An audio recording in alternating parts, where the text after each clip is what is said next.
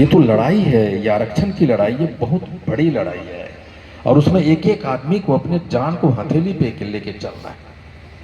तो फिर मैंने सोचा क्या हो सकता है जब आपको समुद्र में फेंक दिया जाए और आपके बचने के सारे रास्ते बंद हो जाए, तो आप अंतिम क्षण तक मगरमच्छ से भी लड़ेंगे कि आपका जान बच जाए।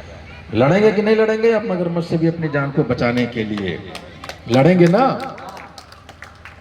और जब हमें 78 बरस में आईपी गुप्ता के एहसास हुआ कि हमारे बचने के सारे रास्ते बंद कर दिए गए, हमारे जीने के सारे रास्ते बंद कर दिए गए, हमारे सारे अवसर छीन लिए गए, तो क्या हो सकता है।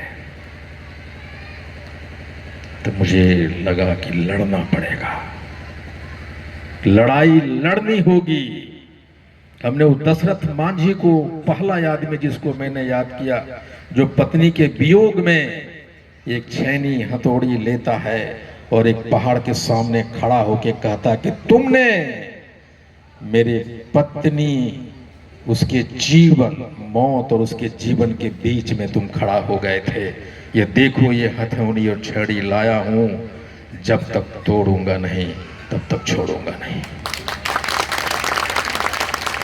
जब एक दशरथ मांझी पतला दुबला पत्नी के वियोग में वो पहाड़ को तोड़ सकता है, तो हम 80 लाख पान के समाज उस पहाड़ को उठा के फेंक सकते हैं कि नहीं?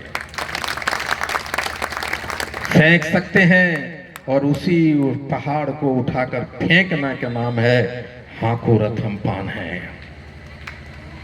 क्या हो सकता था?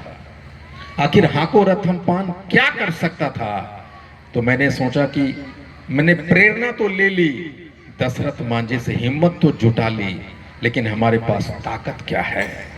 क्या ताकत है हमारे पास इस सरकार से लड़ने के लिए? तो मैंने पीछे देखा, मैंने देखा पूरे बिहार में 80 लाख लोग हैं, और जिस समाज का 80 लाख हो, जिसके मुंह से निवाला छीन लिया है, उसको साथ करना पड़ेगा। मेरी सबसे ताकत आप थे, 80 लाख लोग। ये 80 लाख लोग ताकत तो थे, चुनौती भी थे।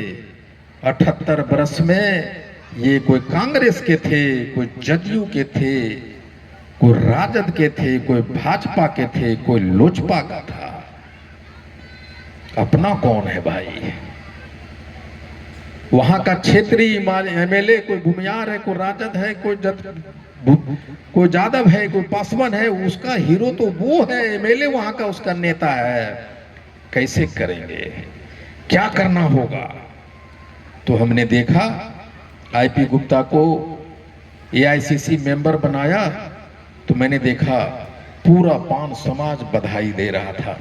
राजद में किसी को स्टार प्रचारक बनाता है तो पूरा समाज बधाई दे रहा है। जदयू ने किसी को